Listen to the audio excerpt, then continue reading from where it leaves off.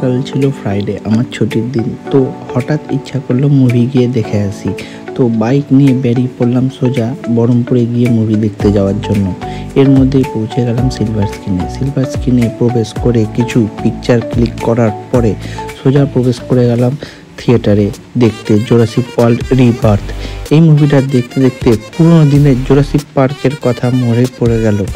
মুভিগুলো যেটা cult classic হয়ে গেছে, যেটা আমাদের সবারই ফেভারিট, কিন্তু এই নিউ মুভিতে ডাইনোসরগুলোকে দেখে দারুণ লাগছিল। মুভি কমপ্লিট করার পর বেরিয়ে পড়লাম সিলভার স্ক্রিন থেকে। হঠাৎ একটা বন্ধুকে ফোন করে বললাম, চল, অনেকদিন ধোসা খাওয়া হয়নি।